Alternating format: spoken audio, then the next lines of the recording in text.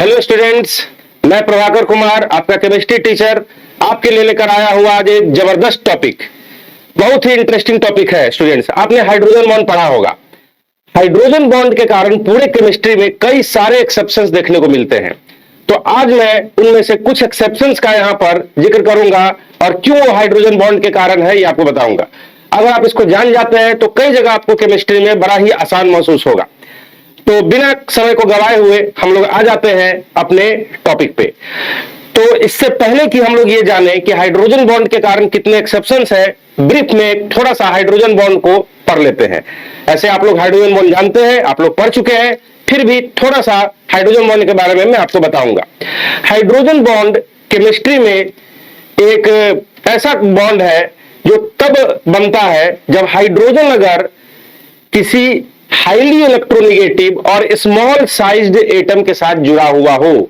हाँ जी, मैं फिर से बोल देता हूं, हाइड्रोजन बॉन्ड तब फॉर्म होता है जब हाइड्रोजन डायरेक्टली किसी हाईली इलेक्ट्रोनेगेटिव और स्मॉल साइज्ड एटम से जुड़ा हुआ हो। तो आखिर वो कौन एलिमेंट है जिससे हाइड्रोजन जुड़ने पे हाइड्रोजन बॉन्ड का फॉर्मेशन करता है?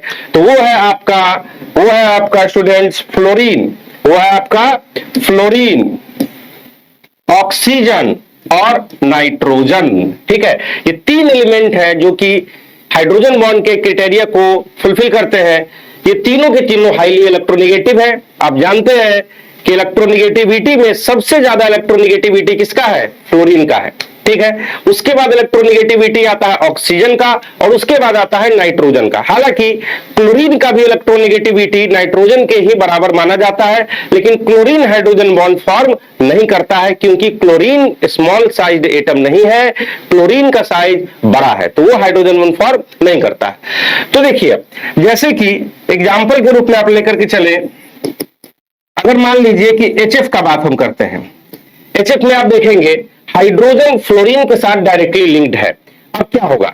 क्योंकि फ्लोरीन हाईली इलेक्ट्रोनेगेटिव है तो ये कोवैलेंट बॉन्ड को हाईली पोलर कर देगा। वो क्या करेगा? ये जो शेयरिंग वाले इलेक्ट्रॉन यहां पर है, एक इलेक्ट्रॉन फ्लोरीन का है और एक इलेक्ट्रॉन हाइड्रोजन का है, तो वो शेयरिंग वाले इलेक्ट्रॉन को अपनी तरफ खींचेगा और बहुत ही ज्यादा खींचेगा, बॉन्ड को करेगा हाईली पोलर। ठीक है, तो ये यहां पर हाइड्रोजन का, ये जो हाइड्रोजन और फ्लोरीन के बीच में जो शेयरिंग वाले इलेक्ट्रॉन था उसको क्या करेगा? फ्लोरीन अपनी तरफ खींचेगा।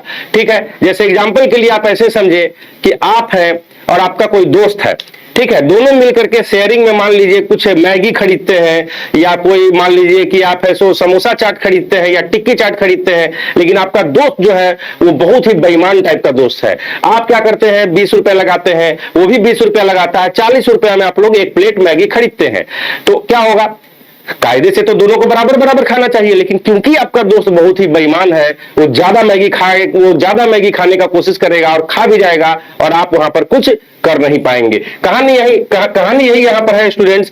फ्लोरीन इस शेयरिंग वाले इलेक्ट्रॉन को बहुत ज्यादा अपनी तरफ खींच लेता है और आप जानते हैं केमिस्ट्री में जिसके तरफ ज्यादा इलेक्ट्रॉन होगा उस पर निगेटिव चार्ज भी आएगा, लेकिन यहां पे पार्शियल निगेटिव चार्ज आएगा स्टूडेंट्स, क्योंकि फ्लोरीन ने इलेक्ट्रॉन को, यहां शेयरिंग वाले इलेक्ट्रॉन को अपनी तरफ खींचा है, लेकिन ऐसा भी नहीं किया है कि बॉन्ड ही ब्रेक कर जाए। ऐसा नहीं है कि दोनों इलेक्ट्रॉन को ही अपनी तरफ खींच दिया है। देखिए, नियम के अनुसार यहां पर शेयरिंग वाले इलेक्ट्रॉन को मिडिल में रहना चाहिए, लेकिन इसने थोड़ा सा अपनी तरफ यहां पे शिफ्ट करा लिया है। ठीक है, तो यहां पे डेल्टा माइनस चार्ज आ जाएगा और यहां पे क्या आ जाएगा? डेल्टा प्लस चार्ज आ जाएगा। लेकिन क्या ये सिचुएशन केवल एक ही मॉलिक्यूल में है? तो नहीं, और भी ऐसा मॉलिक्यूल होगा और भी ऐसा मॉलिक्यूल होगा HF का। तो दूसरा मॉलिक्यूल देखिए यहां पर HF का, फिर से दूसरा मॉलिक्यूल आ गया। यहां भी सेम कंडीशन लगेगा। फ्लोरीन इस बॉन्ड को पोलर करेगा, अपने तरफ इलेक्ट्रॉन को शिफ्ट कराएगा, यहां भी आएगा डेल्टा माइनस, यहां भी आएगा डेल्टा प्लस। ठीक है, अब क्या होगा? Delta minus delta plus, opposite charge attract each other, ये अट्रैक्शन यहां पर आएगा। इसके बीच में जो अट्रैक्शन आएगा इसी को हम लोग हाइड्रोजन बॉन्ड बोलेंगे। अगर आप केमिकल बॉन्ड पढ़े हैं तो आपको ध्यान में होगा कि एक्चुअली में जो डाइपोल फोर्स होता है, एक्चुअली में तो यह डाइपोल ही बना है, equal and opposite charge, equal and opposite charge. तो ये डाइपोल फोर्स में भी तो यही बात होता था। तो इसमें अंतर क्या है भाई? तो आप ऐसे समझिए, हाइड्रोजन बॉन्ड डाइपोल फोर्स जो होता है उसका एक्सट्रीम कंडीशन है, इसलिए उसका अलग एक नाम ही रख दिया गया हाइड्रोजन बॉन्ड। एग्जांपल समझिए, जैसे जो स्टूडेंट्स होते हैं, जो स्कूल में होते हैं, कॉलेज में होते हैं, तो वो शरारत करते ही हैं। ठीक है, कभी शरारत किए, छोटा मोटा गलती किए, बदमाशी किए, लेकिन मान लीजिए कि वो कुछ ऐसा गलती कर देते हैं जो कि साधारण शरारत से, साधारण बदमाशी से ऊपर लेवल का काम कर दिए, तो उनको फिर बोला जाता है कि ये तो क्राइम कर रहा है। जैसे मान लीजिए कोई स्टूडेंट है, ठीक है, वो किसी दोस्त के साथ प्रैंक कर देता है, तो ठीक है, ये एक शरारत है, उसको क्षमा किया जा सकता है, हालांकि वो भी शरारत है। लेकिन मान लीजिए किसी स्टूडेंट का वो बाइक चोरी करके बेच देता है, तो ये शरारत नहीं है, ये क्राइम है, उसको एक अलग कैटेगरी में रखा जाएगा। अगर मान लीजिए किसी स्टूडेंट का सर फोड़ देता है पत्थर से मारकर, तो ये फिर शरारत नहीं है, ये क्राइम है, फिर उसको जेल हो जाएगा। कहानी यहां पर वही है कि ये यहां पर सिंपल डाइपोल फोर्स नहीं है, ये एक्सट्रीम लेवल का यहां पर डाइपोल हो रहा है, क्योंकि फ्लोरीन, ऑक्सीजन और नाइट्रोजन का इलेक्ट्रोनेगेटिविटी बहुत ज्यादा है, तो वो इलेक्ट्रॉन को बहुत ज्यादा, वो शेयरिंग वाले इलेक्ट्रॉन को अपनी तरफ बहुत ज्यादा खींचेगा और बॉन्ड को हाईली पोलर कर देगा। इसलिए इसको सिंपल डाइपोल फोर्स के कैटेगरी में नहीं रख के हाइड्रोजन बॉन्ड के कैटेगरी में रखा जाएगा। इसके लिए एक स्पेशल केस ही बना दिया गया, लेकिन शर्त यह है कि हाइड्रोजन ही होना चाहिए, क्योंकि हाइड्रोजन का इलेक्ट्रोनेगेटिविटी बहुत कम और ये सब का इलेक्ट्रोनेगेटिविटी फ्लोरीन, ऑक्सीजन, नाइट्रोजन का बहुत ही ज्यादा।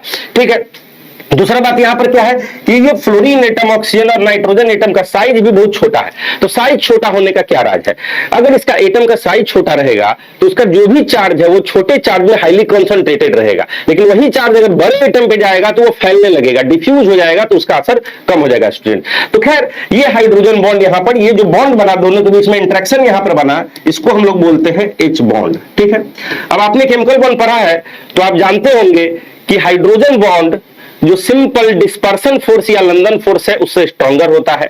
हाइड्रोजन बॉन्ड डाइपोल फोर्स से भी स्ट्रॉन्गर होता है। ठीक है, तो मैं इतना मानकर चल रहा हूं कि आपने इन बातों को पढ़ा है, क्योंकि मुझे आज एक्सेप्शन बताने हैं हाइड्रोजन बॉन्ड के आधार पे, तो मैंने इंट्रोडक्शन में थोड़ा सा हाइड्रोजन बॉन्ड का यहां पर इंट्रोडक्शन दिया। इसी तरह ऑक्सीजन नाइट्रोजन में भी हो सकता है। ठीक है, मान लीजिए कि वाटर में देख लीजिए, वाटर में यहां पर वाटर में देखेंगे, यहां भी OH बॉन्ड है, हाइड्रोजन ऑक्सीजन से डायरेक्ट जुटा हुआ है, तो यहां पर देख लीजिए, यहां भी सेम सिचुएशन आ जाएगा।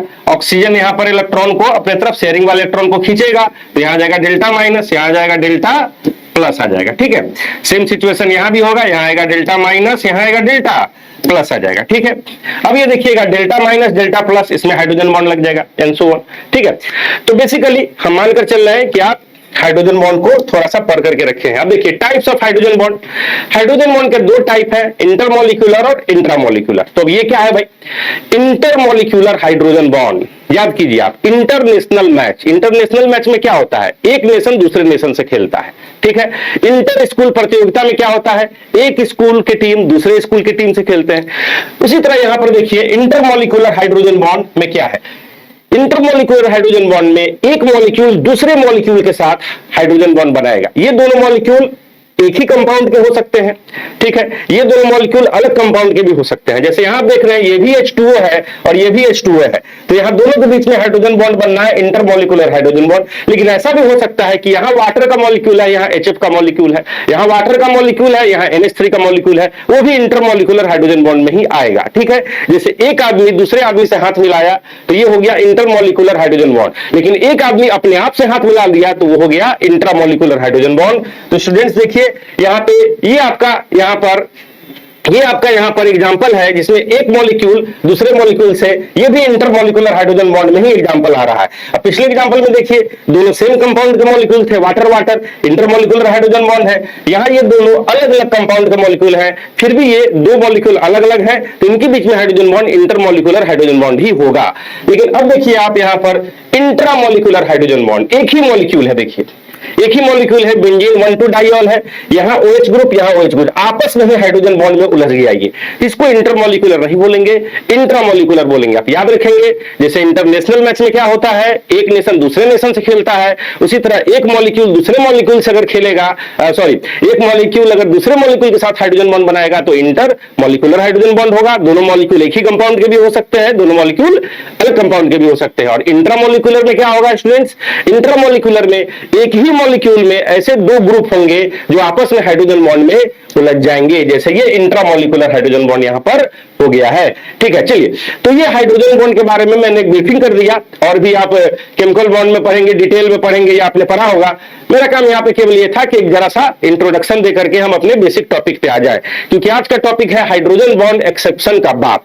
ताकि हाइड्रोजन बॉन्ड से कितने सारे एक्सेप्शन यहां पर हैं, उनमें कुछ एग्जांपल्स को हम लोग लेने वाले हैं। तो हम सीधा सीधा अपने टॉपिक पे आ जाते हैं। देखिए सबसे पहला एक्सेप्शन आपके सामने, सबसे पहला एक्सेप्शन आपके सामने क्या है, abnormal variation of density of water, ठीक है, विथ टेम्परेचर।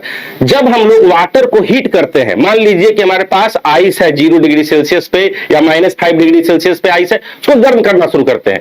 तो इन जनरल कंसेप्शन क्या है कि सॉलिड को अगर हीट करेंगे, ठीक है, तो लिक्विड बनेगा, लिक्विड को हीट करेंगे गैस बनेगा, बिल्कुल सही बात है। और डेंसिटी में क्या होता है कि टेम्परेचर बढ़ाने पर, हीट करने पे टेम्परेचर बढ़ता है, और टेम्परेचर जैसे जैसे बढ़ेगा तो एक्सपेंशन होता है, थर्मल एक्सपेंशन फिजिक्स में टॉपिक होता है, मॉलिक्यूल के बीच का दूरी बढ़ता है, और अगर एक्सपेंशन होगा, मॉलिक्यूल के बीच का दूरी बढ़ेगा तो डेंसिटी घटना चाहिए।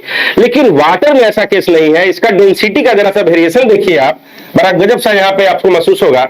यहाँ पर देखिए, यहां पे टेम्परेचर है, यहां पे डेंसिटी है। तो आप क्या देखते हैं कि जब देखिए 4 डिग्री सेल्सियस है, इससे पहले यहां पर 3, 2, 1, 0 ऐसे होगा। तो जब टेम्परेचर आप बढ़ाते हैं तो पहले इसका डेंसिटी बढ़ता है। आश्चर्य की बात है, टेम्परेचर बढ़ाने से, गर्म करने से एक्सपेंशन होना चाहिए, फैलना चाहिए, डेंसिटी कम होना चाहिए, लेकिन शुरू में इसका डेंसिटी बढ़ता है, बढ़ते बढ़ते मैक्सिमम जाता है 4 डिग्री सेल्सियस पे, और फिर घटते घटते घटते घटते अपना घटना शुरू हो जाता है। ये क्या भाई मजाक है यहाँ पर। तो ये वाटर में यहाँ पर हम देखते हैं कि आइस को, जब वाटर का सॉलिड फॉर्म आइस है, उसको हीट करने से उसका डेंसिटी घट नहीं रहा, उसका डेंसिटी बढ़ रहा है, और 4 डिग्री सेल्सियस पे जाकर मैक्सिमम हो जा रहा है, और फिर उसका डेंसिटी उसके बाद नॉर्मली जैसा बाकी सब्सटेंस का घटता है वैसा घटता है। तो आखिर इसका राज क्या है? आपने देखा होगा, जो आइस का टुकड़ा होता है, जो बर्फ का टुकड़ा होता है स्टूडेंट्स, अगर उसको पानी में रख दिया जाए तो वो डूबता नहीं है, वो तैरता है, ठीक है। उसका बहुत सारा हिस्सा ऊपर होता है और बहुत सारा हिस्सा नीचे होता है। आइसबर्ग के बारे में आपने सुना होगा, ठीक है, जैसे टाइटेनिक मूवी में हुआ था कि वो टाइटेनिक जाकर के आइसबर्ग से टकरा गया था, ऊपर में थोड़ा सा दिख रहा था, उसको लगा छोटा, और नीचे में पूरा बड़ा सा आइस का ये था। तो कहानी यहां पर ये है कि आइस तो सॉलिड है, सॉलिड का डेंसिटी तो लिक्विड से ज्यादा होना चाहिए, क्योंकि सॉलिड में पार्टिकल ज्यादा करीब होते हैं, तो उसको डूब जाना चाहिए, लेकिन वो तैर रहा है। तो आखिर ये नॉर्मल बिहेवियर का कारण क्या है? तो इसका कारण हाइड्रोजन बॉन्ड है। एक्चुअली में आप आइस का स्ट्रक्चर देखिए, आप आइस का स्ट्रक्चर जब देखेंगे 3 डायमेंशन में, तो ये 3 डायमेंशनल एक पिंजरा जैसा केज लाइक स्ट्रक्चर बनाता है। पिंजरा समझते हैं, चारों तरफ से बंद रहता है, ठीक है। तो ये देखिए, वाटर के मॉलिक्यूल सब आपस में हाइड्रोजन बॉन्ड बना रहे हैं। ये ऑक्सीजन हाइड्रोजन के साथ, ऑक्सीजन हाइड्रोजन के साथ, ऑक्सीजन हाइड्रोजन के साथ, ऑक्सीजन हाइड्रोजन के साथ। तो ये हाइड्रोजन बॉन्ड बना के एक पिंजरा जैसा स्ट्रक्चर यहाँ पे बना लेते हैं, ठीक है। और ये स्ट्रक्चर 3 डायमेंशनल होता है। हमारा बोर्ड 2 डायमेंशनल है, तो देखने में आपको 2 डायमेंशनल लग रहा होगा, ये 3 डायमेंशनल स्ट्रक्चर होता है। तो ये पिंजरा जैसा, जब एक केज लाइक, केज समझते हैं आप लोग, जिसमें पक्षी को रखा जाता है, हालांकि पक्षी को पिंजरा में नहीं रखना चाहिए, उनको आजाद छोड़ देना चाहिए, नेचर ने उनको आजाद से, उनको फ्रीली विचरण करने के लिए बनाया है। तो हम इंसान को मानवता दिखाते हुए पक्षी को कभी भी पिंजरा में नहीं रखना चाहिए। जस्ट फॉर एग्जांपल बता रहे हैं आपको हम। तो यहाँ पे आप देख रहे हैं कि यहाँ पे कैविटी टाइप का यहाँ पे बन गया खाली जगह, और उस खाली जगह में जाके हवा का मॉलिक्यूल, एयर का मॉलिक्यूल जाकर भर जाता है। और आप जानते हैं कि अगर जैसे फोम है, फोम का डेंसिटी कम क्यों है? क्योंकि उसमें हवा भरा हुआ है, ठीक है। उसी तरह से यहां पर आप देखिए कि आइस के स्ट्रक्चर में, 3 डायमेंशनल स्ट्रक्चर में बीच बीच में यहाँ पे कैविटी है, यहाँ पर बीच बीच में यहाँ पर जैसे पिंजरा जैसा स्ट्रक्चर है, उसमें खाली जगह, उसमें हवा भर गया है। तो सॉलिड के अंदर अगर हवा भर जाए तो उसका डेंसिटी तो कम होगा ही होगा। इसीलिए आइस का डेंसिटी हमारे लिक्विड वाटर के मुकाबले कम है। लेकिन जब हम इसको हीट करना शुरू करते हैं, जैसे ही हीट करना शुरू करेंगे तो हाइड्रोजन बॉन्ड यहां से ब्रेक होना शुरू होगा, ठीक है। जब हीट करेंगे तो हाइड्रोजन बॉन्ड ब्रेक होना शुरू होगा, और हाइड्रोजन बॉन्ड जब ब्रेक करेगा तो इसका जो केज लाइक स्ट्रक्चर है वो भी टूटने लगेगा, और इसका हवा धीरे धीरे बाहर निकलने लगेगा। तो फिर ये मॉलिक्यूल सब इंटरमॉलिक्यूलर फोर्स ऑफ अट्रैक्शन के चलते करीब आने लगेगा। अब यहाँ पे खेल ये है कि 4 डिग्री सेल्सियस पे जब जाकर देखिएगा, 4 डिग्री सेल्सियस पे इसका डेंसिटी सबसे ज्यादा क्यों है, ठीक है। कुछ इस तरीके से ये स्टैक हो जाता है, ठीक है। 4 डिग्री सेल्सियस पे जाकर के ये पूरा का पूरा एकदम करीब आकर के यहाँ पे इस तरीके से सिस्टमेटिक तरीके से आप देखिएगा स्टैक हो जाता है, ठीक है। जैसे कुर्सी सबको एक पे ऊपर एक रखा जाता है वहां पर। तो 4 डिग्री सेल्सियस पे सबसे ज्यादा डेंसिटी। अब इसके बाद जब गर्म कीजिएगा तो फिर इसमें रैंडमनेस आएगा, गर्म कीजिएगा, टेम्परेचर बढ़ेगा, काइनेटिक एनर्जी बढ़ेगा, फिर इधर उधर भागना शुरू होगा। तो अब ये नॉर्मली यहाँ बिहेव करेगा, 4 डिग्री सेल्सियस के बाद ये फैलना शुरू करेगा इधर उधर, और इसका डेंसिटी घटेगा। तो आप जो यहाँ पे ग्राफ देख रहे थे, एक बार फिर से देखिए, यहाँ पे यहाँ पे 4 डिग्री सेल्सियस, यहाँ मान लीजिए 0 डिग्री सेल्सियस, यहाँ पे आइस है, तो आइस का डेंसिटी यहाँ पर कम है, गर्म करने लगे डेंसिटी बढ़ने लगा, क्यों? क्योंकि हाइड्रोजन बॉन्ड टूटने लगा तो मॉलिक्यूल करीब आने लगा। 4 डिग्री सेल्सियस पे ज्यादातर मॉलिक्यूल करीब आ चुके हैं यहाँ पर, ठीक है, इसके कारण हाईएस्ट डेंसिटी है। और फिर गर्म करने पे फिर वहां पे डेंसिटी क्यों घट रहा है? क्योंकि फिर नॉर्मल थर्मल एक्सपेंशन होने लगा। स्टूडेंट्स देखिए, जो कोल्ड कंट्री होते हैं, कोल्ड कंट्री में जैसे रसिया हो गया, अंटार्कटिका हो गया, तो ऐसे कंट्री में नदी भी ठंड के समय में जम जाता है। देखेंगे ऊपर में नदी के ऊपर जो नॉर्मल डे में जो नदी था, वो जब ज्यादा एक्सट्रीम कोल्ड पड़ता है, ठीक है, तो ऊपर में देखेंगे कि पूरा बर्फ का मोटा लेयर आ गया, पूरा नदी जम चुका है, ऊपर में आप चल सकते हैं। तो वहां पे क्या कहानी है देखिए, वहां पे देखेंगे ऊपर में आइस का एक लेयर है, ठीक है, मोटा सा, ठीक है, एक मोटा सा परत है, और नीचे में पानी है। अब ये भी एक नेचर का गजब का चमत्कार है, ऊपर में बर्फ का नदी है, ऊपर में बर्फ का लेयर है, सॉरी, और नीचे में पानी का यहाँ पर पूरा यहाँ पे फ्लो है, और इसमें यहाँ पे मछली या जो भी जल के जीव है वो जिंदा है। अगर आइस का एबनॉर्मल डेंसिटी नहीं रहा होता तो क्या ये आइस तैर रहा होता? ये आइस तैरता नहीं। अगर ये सॉलिड नॉर्मली सॉलिड की तरह बिहेव करता है, इसका डेंसिटी लिक्विड वाटर से ज्यादा होता है, ये सीधे इसको क्रश करके यहाँ नीचे आ जाता, बैठ जाता, जितने जल के जीव हैं वहीं पे मर जाते। लेकिन सोचिए, आइस का डेंसिटी यहाँ पर कम है तो ये ऊपर तैर रहा है, और इसके नीचे, ठीक है, आप जानते हैं हाइयर डेंसिटी वाला चीज नीचे होता है और लोअर डेंसिटी वाला चीज ऊपर तैरेगा। तो यहां पर आइस का डेंसिटी कम है तो ये ऊपर तैर रहा है, और इसके नीचे इससे ज्यादा डेंसिटी वाला, इससे ज्यादा डेंसिटी वाला, इससे ज्यादा, और सबसे बॉटम में हाईएस्ट डेंसिटी वाला लिक्विड वाटर होगा। तो लिक्विड वाटर का डेंसिटी सबसे ज्यादा, अभी आप ग्राफ में देखे थे, 4 डिग्री सेल्सियस पे होता है। तो यहाँ 4 डिग्री सेल्सियस पे बॉटम में यहाँ पर लिक्विड वाटर यहाँ पर रहेगा, और यहाँ पे जल के जीव आराम से इस लिक्विड वाटर में तैरते रहेंगे। आपको क्वेश्चन कभी मिले कि कोई बर्फ का नदी है, ठीक है, कोल्ड कंट्री में, तो ऊपर में बर्फ का लेयर है, तो आप बताइए कि सबसे बॉटम में जो लिक्विड वाटर है उसका टेम्परेचर कितना होगा? वो गारंटी आपको 4 डिग्री सेल्सियस होगा, क्योंकि इसका डेंसिटी सबसे ज्यादा है, तो ये सबसे नीचे होगा। यहाँ पे मान लीजिए 4 से यहाँ पे चले जाइएगा, अब यहाँ मान लीजिए 3, 2, 1, 0 ऐसे करके होगा, लेकिन यहाँ पे 4 डिग्री सेल्सियस पे ही होगा। लेकिन इंसान लोग भी कम नहीं है, जानते हैं, ऊपर में भाला लेकर बैठे रहते हैं, एक गड्ढा कर देते हैं काट करके, भाला लेकर बैठे रहते हैं कि कोई जल का जीव सांस लेने आएगा बस उसको पकड़ लेंगे। ऐसा नहीं करना चाहिए, जल के जीवों पे दया कीजिए। चलिए आगे चलिए। तो यहां पर एक दूसरा एक्सेप्शन पे आइए। तो पहला एक्सेप्शन आप देख लिए, abnormal density of water on heating. H2O is liquid but H2S is gas at room temperature. देखिए, आप ऑक्सीजन फैमिली में पीरियोडिक टेबल में देखेंगे, ऑक्सीजन से ठीक नीचे सल्फर है, ठीक है, ऑक्सीजन से ठीक नीचे क्या है? सल्फर है। तो क्योंकि दोनों एक ही फैमिली का है, तो दोनों का प्रॉपर्टी, दोनों का बिहेवियर एक जैसा होना चाहिए, सिमिलर होना चाहिए, लेकिन कहानी ऐसा है नहीं।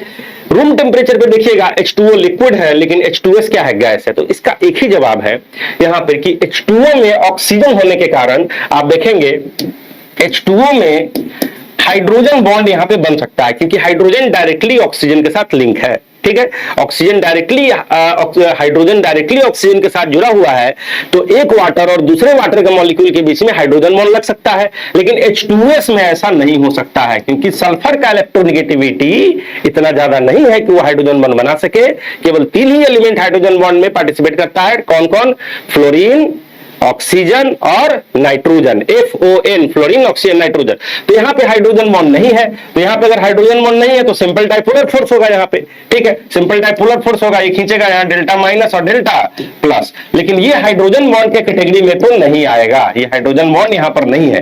तो आप जानते हैं सिंपल डाइपोल डाइपोल इंटरेक्शन से स्ट्रॉन्गर होता है हाइड्रोजन बॉन्ड, और जहां यहाँ पर इंटरमोलिकुलर फोर्स स्ट्रॉन्गर होगा, तो अंतर क्या है सॉलिड लिक्विड गैस में? सॉलिड में इंटरमोलिकुलर फोर्स सबसे मजबूत, लिक्विड में थोड़ा सा उससे कमजोर, और गैस में उससे भी ज्यादा कमजोर। तो क्योंकि इंटरमोलिकुलर फोर्स हाइड्रोजन बॉन्ड में, यहाँ पे हाइड्रोजन बॉन्ड यहाँ पे प्रेजेंट है, इंटरमोलिकुलर फोर्स हाइड्रोजन बॉन्ड में स्ट्रॉन्गर है, और डाइपोल डाइपोल इंटरेक्शन में यहाँ पे डाइपोलर फोर्स होगा, यहाँ पे कौन सा होगा? डाइपोलर फोर्स होगा। तो डाइपोलर फोर्स का इंटरमोलिकुलर फोर्स वीकर होता है हाइड्रोजन बॉन्ड के मुकाबले। तो इसीलिए due to stronger intermolecular force of hydrogen bond H2O is liquid and H2S is gas at room temperature. तो चलिए आप समझ गए होंगे। अगले पे आइए, अगले एक्सेप्शन पे। इथेनॉल और डाइमिथाइल ईथर दोनों आइसोमर है, दोनों फंक्शनल आइसोमर है, दोनों में आप एटम काउंट कीजिए, कार्बन का 2 एटम, यहां भी कार्बन का 2 एटम, हाइड्रोजन का 5 1 6 एटम, यहां भी 3 3 6 एटम, यहां भी ऑक्सीजन का 1 एटम 1 एटम। दोनों का मॉलिक्यूलर फार्मूला सेम है दोनों, लेकिन दोनों में फंक्शनल ग्रुप अलग है, यहाँ अल्कोहल ग्रुप है, यहाँ ईथर ग्रुप है। अब ये दोनों का दोनों मॉलिक्यूलर फार्मूला सेम है, फिर भी इथेनॉल लिक्विड है रूम टेम्परेचर पे और डाइमिथाइल ईथर गैस है रूम टेम्परेचर पे। देखिए कमाल का चीज है। अब ये क्या एक्सेप्शन है भाई? तो इसका जवाब भी देगा हाइड्रोजन बॉन्ड, ठीक है। इसलिए कहा गया है कि हाइड्रोजन बॉन्ड एक्सेप्शन का बाप है, ठीक है। देखिए कैसे, क्योंकि यहां पे स्ट्रक्चर जब देखिएगा इथेनॉल का, मेरे प्यारे बच्चे लोग, मेरे मासूम बच्चे लोग, तो यहां पे जब स्ट्रक्चर देखिएगा आप इथेनॉल का, तो हाइड्रोजन डायरेक्ट ऑक्सीजन से लिंक है, तो यहां पे हाइड्रोजन बॉन्ड बन सकता है, ठीक है। और हाइड्रोजन बॉन्ड यहां पे बन सकता है, लेकिन डाइमिथाइल ईथर में देखिएगा तो डाइमिथाइल ईथर में यहां पर हाइड्रोजन कार्बन के साथ जुटा है, हाइड्रोजन कार्बन के साथ जुटा है, ऑक्सीजन के साथ नहीं जुटा है, ठीक है। तो यहां पे हाइड्रोजन बॉन्ड नहीं बन सकता है, यहां सिंपल डाइपोलर फोर्स चलेगा, ये ऑक्सीजन कार्बन का इलेक्ट्रॉन खींचेगा, डेल्टा माइनस डेल्टा प्लस आएगा, ठीक है। ये भी डाइपोलर फोर्स है, और आपको हम शुरू में बताए हैं कि hydrogen bond extreme case of dipolar force है, इसलिए उसको अलग से हाइड्रोजन बॉन्ड बोल दिया गया है, क्योंकि ऑक्सीजन, फ्लोरीन और नाइट्रोजन का इलेक्ट्रोनेगेटिविटी बहुत ही ज्यादा है और हाइड्रोजन का बहुत कम है, तो डिफरेंस बहुत ज्यादा हो जाता है, बॉन्ड हाईली पोलर हो जाता है। अब यहां पे देखिएगा कि यहां पे ऑक्सीजन कार्बन से जुटा है, हाइड्रोजन से नहीं जुटा है, तो ये हाइड्रोजन बॉन्ड के कैटेगरी में नहीं आएगा, सिंपली डाइपोलर फोर्स के कैटेगरी में आएगा। तो डाइपोलर फोर्स से ज्यादा स्ट्रांग है हाइड्रोजन बॉन्ड, से आप समझ गए होंगे रीजन। तो इसलिए यहां पर हाइड्रोजन बॉन्ड के कारण इथेनॉल हमारा रूम टेम्परेचर पे लिक्विड है, लेकिन डाइमिथाइल ईथर हमारा क्या है? हमारा गैस है। चलिए आगे चलिए, बड़ा गजब का चीज है। देखिए अमोनिया, NH3 और PH3, नाइट्रोजन और फास्फोरस सेम फैमिली के मेंबर है, नाइट्रोजन के नीचे पीरियोडिक टेबल में आपको फास्फोरस मिलेगा। दोनों का बिहेवियर एक जैसा होना चाहिए, लेकिन देखिए solubility in water, liquid water में अमोनिया को घुलाएं और लिक्विड वाटर में PH3 फॉस्फीन गैस को घुलाएं, दोनों का दोनों गैस है, ठीक है। अमोनिया भी गैस है, PH3 भी हमारा गैस है। अब खेल ये है, देखिए कि अगर 1 लीटर पानी में सेम टेम्परेचर पे मान लीजिए दोनों को घुलाया जाए, तो कहानी क्या है, और सेम प्रेशर पे भी, क्योंकि solubility of gas Henry law के अनुसार प्रेशर पे भी डिपेंड करता है, तो दोनों को सेम प्रेशर पे, ठीक है, और कुछ नहीं है तो 1 atm प्रेशर पे मान लीजिए हमारा जो एटमॉस्फेरिक प्रेशर उस पर घुलाया जा रहा है और रूम टेम्परेचर पे घुलाया जा रहा है, तो 1 लीटर पानी में अमोनिया का सॉल्युबिलिटी देखिएगा 460 लीटर अमोनिया पर लीटर, ठीक है। 1 लीटर पानी में 460 लीटर अमोनिया घुलेगा, जबकि वही 1 लीटर पानी में PH3 मात्र 0.2 लीटर PH3 घुलेगा। ये तो बहुत ज्यादा का डिफरेंस है, यानी अमोनिया गैस हाईली सॉल्युबल है वाटर में, लेकिन PH3 gas very little soluble है वाटर में अमोनिया के मुकाबले। इसका क्या कारण है?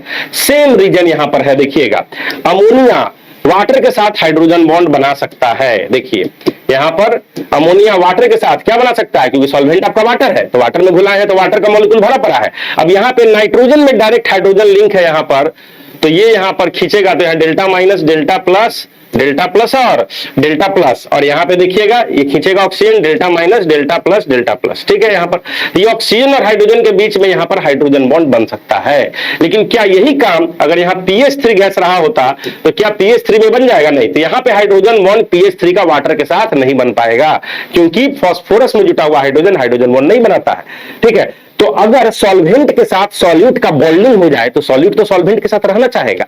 आप स्कूल जाइए और आपका दोस्त बन जाए वहां पर, बहुत तगड़ा दोस्त बन जाए, डेली स्कूल जाना चाहिएगा, आप स्कूल से वापस ही नहीं आना चाहिएगा, लेकिन स्कूल जाइए आपका कोई दोस्त है नहीं, या है भी तो केवल हाईवे वाला दोस्त है, तो आपको उतना वहां जाने का मन नहीं करेगा। खेल यहां वही हुआ है स्टूडेंट्स, अमोनिया गैस जब वाटर में जाता है, लिक्विड वाटर में, तो सॉल्वेंट के साथ ही जाकर के दोस्ती कर लेता है, हाइड्रोजन बॉन्ड बना लेता है, इसलिए बहुत ज्यादा मात्रा में घुलता चला जाता है, ठीक है। लेकिन PH3 गैस यहां पर वाटर के साथ हाइड्रोजन बॉन्ड नहीं बना पाता है, जिसके कारण बहुत कम मात्रा में घुलता है। तो यहां भी रीजन वही है कि आपका अमोनिया हाइड्रोजन बॉन्ड सॉल्वेंट के साथ बना रहा है, लेकिन PH3 नहीं बना रहा है, ठीक है। आगे देखिए, जैसे ऑर्गेनिक कंपाउंड जो होते हैं इन जनरल मान के चला, जैसे आपका मीथेन, इथेन, प्रोपेन, ब्यूटेन, ठीक है। तो organic compound in general water में हम लोग मानते हैं कि जो पोलर सॉल्यूट है वो पोलर सॉल्वेंट में घुलता है, वाटर एक पोलर सॉल्वेंट है, तो ऑर्गेनिक कंपाउंड सब इन जनरल नॉन पोलर रहते हैं, अल्केन, आपका हाइड्रोकार्बन सब खास करके, तो उसको वाटर में नहीं घुलना चाहिए। लेकिन कई सारे ऐसे ऑर्गेनिक कंपाउंड हैं जो कि मजे से वाटर में घुलते हैं। जैसे एग्जांपल देखिए आप यहां पर, ग्लूकोज हो गया, फ्रुक्टोज हो गया, अल्कोहल हो गया, कार्बोजाइलिक एसिड हो गया, एमाइन हो गया, ये सब अच्छे मात्रा में वाटर में घुल जाता है। सब का एक ही कारण है, सब का सब वाटर के साथ बनाता है हाइड्रोजन बॉन्ड। कैसे? देखिए ग्लूकोज और फ्रुक्टोज फंक्शनल आइसोमर है, ठीक है, एक में एल्डिहाइड ग्रुप है, एक में कीटोन ग्रुप है, OH ग्रुप उसमें ढेर सारा है। तो इसका फार्मूला अगर आप देखिएगा तो C6H12O6, ग्लूकोज फ्रुक्टोज दोनों का ही फार्मूला है। स्ट्रक्चर देखिएगा तो क्या आ जाएगा, देख लीजिए, ग्लूकोज में एल्डिहाइड ग्रुप रहेगा और 6 कार्बन तो है ही यहां पर, 1 2 3 4 5 और 6, और ये सब में OH ग्रुप रहेगा, OH ग्रुप। अब जितने यहाँ OH ग्रुप है स्टूडेंट्स, ठीक है, इसमें आप देख रहे हैं, और ये सब में कार्बन तो अपना वैलेंसी पूरा करने के लिए है ही, आप जान रहे हैं।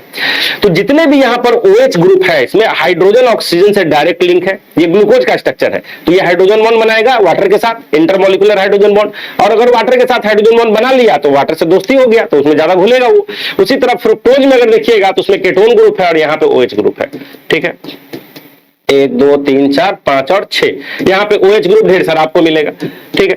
तो ये सब जितने भी OH ग्रुप है यहाँ पर, इसमें हाइड्रोजन ऑक्सीजन के साथ जुड़ा हुआ है और ये वाटर के साथ हाइड्रोजन बॉन्ड बनाएगा, ठीक है। तो ग्लूकोज फ्रुक्टोज वाटर में क्यों ज्यादा सॉल्युबल है आप समझ चुके हैं। इसी तरह अल्कोहल के बारे में आप देख रहे थे, अल्कोहल में तो आप देख लीजिए यहाँ पर 2 3 कार्बन, 1 कार्बन 2 कार्बन 3 कार्बन हो, हालांकि ये चेन जितना जितना बढ़ेगा, ये नॉन पोलर चेन है तो फिर सॉल्युबिलिटी डिक्रीज करेगा। लेकिन अगर छोटा अल्कोहल हो, छोटे मतलब कम कार्बन का अल्कोहल हो, तो वो मजे से पानी में घुलता है, खास करके इथाइल अल्कोहल जो लोग पानी में मिलाकर पीते हैं, नहीं पीना चाहिए अल्कोहल, गलत बात, ठीक है, बिहार में तो बैंड भी है, ठीक है। तो ये जो कम कार्बन का अल्कोहल है, मिथेनॉल, इथेनॉल, ये तो पूरा एकदम हाईली सॉल्युबल ही है वाटर में, क्योंकि इसमें OH ग्रुप है, ठीक है, ऑक्सीजन हाइड्रोजन जुटा है, हाइड्रोजन बॉन्ड इसमें बनेगा और ये जो सॉल्वेंट वाटर है उसके साथ आराम से हाइड्रोजन बॉन्ड यहाँ पर बना लेगा और वाटर से दोस्ती कर लेगा, उसमें घुल जाएगा। बात समझ गए। सेम लॉजिक यहाँ कार्बोजाइलिक एसिड का भी है, देख लीजिए, कार्बोजाइलिक एसिड में भी यहाँ पर ऑक्सीजन हाइड्रोजन से डायरेक्ट जुटा हुआ है, तो ये भी आपका वाटर में सॉल्युबल हो जाएगा। उसी तरह आप मान लीजिए कि मिथाइल एमाइन, इथाइल एमाइन देखते हैं, वहां भी वही खेल है, जहां जहां हाइड्रोजन बॉन्ड का फॉर्मेशन हो सकता है, नाइट्रोजन हाइड्रोजन के साथ डायरेक्ट लिंक है, जहां जहां हाइड्रोजन बॉन्ड का फॉर्मेशन हो सकता है जिस मॉलिक्यूल में, वो मॉलिक्यूल वाटर के साथ जाकर के हाइड्रोजन बॉन्ड बना लेगा, क्योंकि वाटर तो हाइड्रोजन बॉन्ड बनाने में उसको मजा ही आता है, और वो वाटर के साथ हाइड्रोजन बॉन्ड बनाकर दोस्ती करके अच्छे से वहां पे डिसॉल्व हो जाएगा। आगे चलते हैं, चलिए अब देखिए बेंजीन 1,4 डाइऑल, ठीक है, बेंजीन 1,4 डाइऑल यहां पर है और बेंजीन 1,2 डाइऑल है, ठीक है, ठीक है। आप पढ़े होंगे ऑर्थो मेटा पारा, ये है ऑर्थो, ये है पारा, ना होता है यहाँ पे ऑर्थो मेटा पारा। तो यहाँ पे आप देख रहे हैं बेंजीन 1,4 डाइऑल है, इसका बॉइलिंग पॉइंट है 287 डिग्री, लेकिन बेंजीन 1,2 डाइऑल है, इसका बॉइलिंग पॉइंट है 245 डिग्री, जबकि दोनों का दोनों आइसोमर ही है, दोनों का मॉलिक्यूलर फॉर्मूला एकदम सेम ही आ जाएगा, मॉलिक्यूलर वेट भी सेम आ जाएगा। तो इसका क्या कारण है, यहां भी OH है, यहां भी OH है, दोनों हाइड्रोजन बॉन्ड बनाएगा, लेकिन दोनों का बॉइलिंग पॉइंट में अंतर क्यों है, अभी देखिए पता चलेगा, ठीक है। एक्चुअली में जो बेंजीन 1,4 डाइऑल है उसमें देखिए सामने सामने है, तो ये एक मॉलिक्यूल दूसरे मॉलिक्यूल के साथ यहाँ पे हाइड्रोजन बॉन्ड बना रहा, और ये बनाते बनाते चेन बना लेगा पूरा, बेंजीन 1,4 डाइऑल, बेंजीन 1,4 डाइऑल, ऐसे कर करके 1 2 3 4 बहुत सारे मॉलिक्यूल है, और सबका ग्रुप सामने सामने है, सबका अपोजिट ग्रुप सब यहाँ पे OH OH OH OH, सब हाइड्रोजन बॉन्ड यहाँ पे बना बना कर लंबा चेन बना लेगा। अब इसको अगर बॉयल करना है तो इतने मॉलिक्यूल के बीच में जो बॉन्ड यहाँ पे हाइड्रोजन बॉन्ड है सबको तोड़ना होगा, और आप देख रहे हैं एक मॉलिक्यूल का दूसरे मॉलिक्यूल के साथ बना तो इंटरमॉलिक्यूलर हाइड्रोजन बॉन्ड है। इस सबको तोड़ने के लिए हाई अमाउंट हीट का देना पड़ेगा, टेम्परेचर को बढ़ाना पड़ेगा बहुत ज्यादा, तब जाकर के वहां पर वो बॉयल करेगा। लेकिन बेंजीन 1,2 डाइऑल में देखिए क्या होगा, बेंजीन 1,2 डाइऑल में देखिएगा मासूम बच्चे लोग, तो उसमें आपका यहाँ पे सिंपली आपस में ही हाइड्रोजन बॉन्ड बना लिया, यानी इंट्रामोलिकुलर हाइड्रोजन बॉन्ड बना लिया, एक ही मॉलिक्यूल आपस में उलझ गया। तो इसको बॉयल करने के लिए ये अलग मॉलिक्यूल दूसरा अलग मॉलिक्यूल, उसमें आपस में इस तरह का बात नहीं है, बात समझ रहे। तो यहां पर ये उससे कम टेम्परेचर पे यहां पर बॉयल कर जाएगा, बात समझ रहे बात। खैर देखिए, तो आप क्या समझे कि बेंजीन 1,4 डाइऑल में यहाँ पे इंटरमोलिकुलर हाइड्रोजन बॉन्ड है, जिसके कारण लंबा चेन बन गया है, और उस चेन को तोड़ने के लिए हम लोग को टेम्परेचर को ज्यादा करना पड़ेगा। लेकिन यहाँ पे उस तरह का चेन वाला बात यहाँ पर नहीं दिख रहा है, जिसके कारण इसका बॉइलिंग पॉइंट थोड़ा कम आ गया है। इसमें कौन सा हाइड्रोजन बॉन्ड है, इसमें हाइड्रोजन बॉन्ड है आपका इंट्रामोलिकुलर, इंट्रामोलिकुलर। तो अगर आपसे रीजन पूछा जाएगा तो आप बताएंगे कि बेंजीन 1,2 डाइऑल में इंट्रामोलिकुलर हाइड्रोजन बॉन्ड है, और बेंजीन 1,4 डाइऑल में इंटरमोलिकुलर हाइड्रोजन बॉन्ड है, इसलिए बॉइलिंग पॉइंट बेंजीन 1,4 डाइऑल का ज्यादा है। आगे आइए, ये है मैलेइक एसिड और ये है फ्यूमेरिक एसिड। एक है आपका सिस फॉर्म, ये कौन सा फॉर्म है देखिए, ये आपका है सिस फॉर्म, और ये क्या है आपका ट्रांसफॉर्म है, ठीक है। लेकिन दोनों के एसिडिक स्ट्रेंथ पे हम बात करेंगे। इसका K1 देखिए और इसका K1 देखिए, इसका K2 देखिए, K2 देखिए। तो इसका K1 देखिएगा 10 का पावर माइनस 1.9, K1 देखिएगा इसका फ्यूमेरिक एसिड का 10 पावर माइनस 3.03। तो K जितना ज्यादा एसिड उतना स्ट्रॉन्गर, ठीक है। तो फर्स्ट अगर देखा जाए फर्स्ट डिसोसिएशन के लिए, क्योंकि एक डाइबेसिक एसिड है, दो हाइड्रोजन को ये छोड़ेगा, तो सबसे पहले यहां पर ये दो हाइड्रोजन को छोड़ेगा, ये दोनों सॉरी और ये दोनों। तो सबसे पहले K1 का कंपैरिजन देखिएगा तो K1 मैलिक एसिड का ज्यादा है, यानी फर्स्ट हाइड्रोजन अगर छोड़ने की बात हो तो मैलिक एसिड स्ट्रॉन्गर एसिड है किससे, फ्यूमेरिक एसिड से। लेकिन अगर K2 का बात देखिएगा तो यहां पर इस दोनों में K2 इसका मैलिक एसिड का कम है और फ्यूमेरिक एसिड का ज्यादा है। मतलब फर्स्ट डिसोसिएशन का बात होगा तो मैलिक एसिड ज्यादा एक्सटेंट में टूटेगा, स्ट्रॉन्गर एसिड होगा फ्यूमेरिक एसिड के मुकाबले। लेकिन सेकंड हाइड्रोजन टूटने का बात होगा तो मैलिक एसिड का जो आयन होगा मैलेटाइन, वो वीकर एसिड हो जाएगा किसके मुकाबले, फ्यूमेरेटाइन के मुकाबले। अब इसका कारण क्या है, इसका कारण भी हाइड्रोजन बॉन्ड है, देखिए अभी पता चलेगा। दोनों का डिसोसिएशन देखते हैं। मैलिक एसिड टूटता है, H+ यहां से जाएगा O-। ये O- जब आ जाएगा तो ये देखिए एक है डेल्टा माइनस, एक है एक्चुअल में माइनस। तो डेल्टा माइनस है तो ज्यादा पावरफुल हो गया एक्चुअल माइनस। तो ये एक्चुअली में जो माइनस चार्ज यहां आ गया, ये हाइड्रोजन के साथ, यहां भी हाइड्रोजन ऑक्सीजन के साथ जुड़ा हुआ है, यहां भी बॉन्ड पोलर है, हाइड्रोजन पे आपका डेल्टा प्लस है यहां पर, ये दोनों बड़ा स्ट्रॉन्ग हाइड्रोजन बॉन्ड यहां बना लेता है। तो आप जानते हैं कि अगर किसी एसिड का कंजुगेट बेस स्टेबल हो जाए, तो ये स्टेबल अगर हो जाएगा तो ये जल्दी से स्टेबल होना चाहेगा, जल्दी से H+ छोड़ना चाहेगा, बात समझ रहे हैं। तो क्योंकि ये जल्दी से H+ छोड़कर आगे बढ़ना चाहता है, क्योंकि इसका जो प्रोडक्ट है कंजुगेट बेस है वो मोर स्टेबल है, इसलिए ये इसके मुकाबले फ्यूमेरिक एसिड के मुकाबले स्ट्रॉन्गर बेस हो जाएगा। लेकिन वो केस यहां पे देखने को नहीं मिलता है। फ्यूमेरिक एसिड में जब H+ ये छोड़ेगा तो यहां पे माइनस है और यहां पे H है, ये OH बॉन्ड यहां पर है, यहां पे डेल्टा प्लस है, तो इसका दूरी इतना ज्यादा है स्टूडेंट्स कि ये हाइड्रोजन बॉन्ड नहीं बना पाएगा, ठीक है। तो जो स्टेबिलिटी इसको यहां पर मिला है आपस में हाइड्रोजन बॉन्ड बनाकर, वो इसको यहां नहीं मिलेगा, जिस कारण से malic acid more stronger acid हो जाता है फ्यूमेरिक एसिड के मुकाबले। दोनों ही वीकर एसिड है, लेकिन कंपैरिजन बता रहे हैं, दोनों HCl जैसा स्ट्रॉन्ग एसिड नहीं है। लेकिन जब सेकंड हाइड्रोजन का डिसोसिएशन का बात होगा तो जिस कारण से ये स्टेबल हुआ था वही इसका जी का काल बन जाएगा। देखिए कैसे, क्योंकि ये अब स्टेबल हो गया है, हाइड्रोजन ऑक्सीजन के साथ जुड़ा हुआ है, दोस्ती कर लिया है, तो ये अब आगे H+ को छोड़ना नहीं चाहेगा, जबकि इसके पास वैसा नहीं है, ये मोह माया में फंस चुका है, ठीक है। तो ये H+ छोड़ना नहीं चाहेगा, लेकिन ये तो आराम से H+ निकल सकता है। तो अगला जब डिसोसिएशन होगा तो ये H+ आराम से निकलेगा और ये H+ को निकलने में हो जाएगा दिक्कत। इसलिए K2 जो हमारा फ्यूमेरिक एसिड का होगा वो मोर हो जाएगा, क्योंकि दोनों के मुकाबले ये अब हमारा स्ट्रॉन्गर एसिड हो गया है और ये हमारा वीकर एसिड हो गया। फिर से हम बता दे रहे हैं, फर्स्ट डिसोसिएशन में H+ छोड़ने के बाद मैलिक एसिड का जो मैलेटाइन था वो क्या करता है, हाइड्रोजन बॉन्ड बनाता है। लेकिन फ्यूमेरिक एसिड का डिस्टेंस ज्यादा होने के कारण ये फ्यूमेरेटाइन हाइड्रोजन बॉन्ड नहीं बना सकता है, तो ये है मोर स्टेबल, ये है लेस स्टेबल। ये मोर स्टेबल है तो जल्दी H+ छोड़ेगा, जिसके कारण ये स्ट्रॉन्गर एसिड हो जाएगा फ्यूमेरिक एसिड के मुकाबले। लेकिन सेकंड डिसोसिएशन में क्या होगा, ये H+ आसानी से नहीं छोड़ पाएगा, मोह माया में फंस चुका है, ये H+ आसानी से छोड़ देगा, इसलिए सेकंड डिसोसिएशन के लिए यही हमारा स्ट्रॉन्गर एसिड हो जाएगा। आगे चलिए, H2SO4, HNO3 ये सभी के सभी रूम टेम्परेचर पे प्योर स्टेट में लिक्विड है, लेकिन HCl हमारा गैस है। लॉजिक सेम है, आप देख रहे हैं। HCl में देखिएगा तो हाइड्रोजन क्लोरीन से जुटा है, यहां क्लोरीन हाइड्रोजन बॉन्ड नहीं बनाएगा, हाइड्रोजन बॉन्ड केवल नाइट्रोजन, ऑक्सीजन, फ्लोरीन, ठीक है।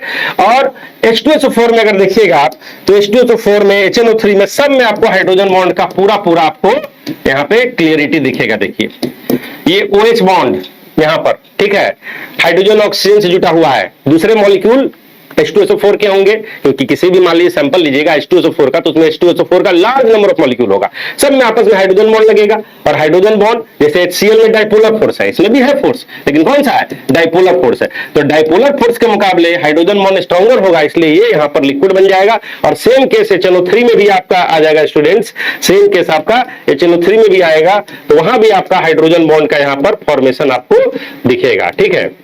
देखिए तो यहां भी OH आ गया, ठीक है, हाइड्रोजन ऑक्सीजन से डायरेक्ट लिंक्ड है, तो ये भी हाइड्रोजन बॉन्ड बनाएगा। तो HNO3, H2SO4 ये सभी में हाइड्रोजन बॉन्ड प्रेजेंट है, और सब में कैसा हाइड्रोजन बॉन्ड होगा, सब में इंटरमॉलिक्यूलर हाइड्रोजन बॉन्ड होगा। एक HNO3 दूसरा HNO3, उसी तरह एक H2SO4 दूसरा H2SO4। तो यहां पर ये सब में इंटरमॉलिक्यूलर हाइड्रोजन बॉन्ड है, यानी हाइड्रोजन बॉन्ड है तो डाइपोलर फोर्स के मुकाबले तो स्ट्रॉन्गर ही होगा, तो ये अपना लिक्विड हो जाता है। लेकिन HCl बेचारा क्लोरीन हाइड्रोजन के साथ जुटा है तो हाइड्रोजन बॉन्ड नहीं होगा, वो गैस ही रह जाता है। तो ये कुछ एक्सेप्शंस आपको मैंने यहां पर बताए, और भी एक्सेप्शंस है जो कि आप ऑर्गेनिक इनऑर्गेनिक में पढ़ेंगे। बस एक इंटरेस्ट जगाने के लिए आपको एक वीडियो बना करके मैंने यहां पर कुछ बताने का प्रयास किया। तो ठीक है स्टूडेंट्स, आज के लिए इतना ही, फिर मिलते हैं दूसरे वीडियो में। Bye bye.